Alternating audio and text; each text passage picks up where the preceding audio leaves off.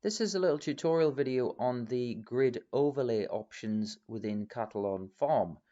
So if you go to Cattle at the top and on Farm and Events, and the top right hand corner you'll see your little icons. If I hover over the grid overlay icon, which is layers of colour, and click on that, you'll notice this switches on the grid overlay floating screen. Now it's currently disabled, so if I just click on the drop down and go to row, you'll notice that the row of this animal's details, where it says animal that's test, actually appears in a pinky colour. Now the reason for that is if I look at the grid overlay options, you'll notice they're due to calf and there's a little dot in that option. Thus obviously the pink square replicates the actual colour on the grid. If I was to choose cell, you'll notice that there are other colours appear on the same grid. Now these are because you'll notice the little tick boxes are in the other options at the same time.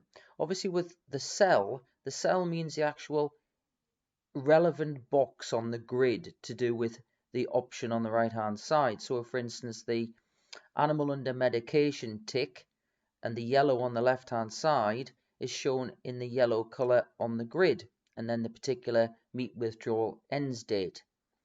Obviously the other option due to calf is in a pinky colour, you can see that on the grid as well, and that's the date relevant to that. And the approaching 30 months shows you the animal that's 29 months old in the blue colour. Now to do this, all you choose is the ones that you want to make relevant to you, and you either choose cell or row. So obviously row is one at a time, then you choose whichever one you wish, and cell has multiple options to you. Now if I choose row, you'll notice that down the left hand side of each option there is a coloured box.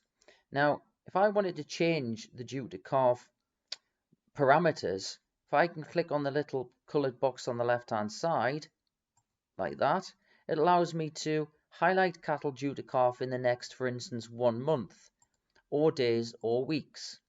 So if you just use that as one example, you can actually just click on the blue option or the yellow box. Any of the coloured boxes down the left hand side will actually alter the options on the right hand side. So really people can customize this grid and show that the grid overlays add a little bit more dynamic notification to the way that this screen can work. So I hope this helps. It might be something you want to play with, and as always, please get in touch, and I'm always happy to help. Thanks very much indeed.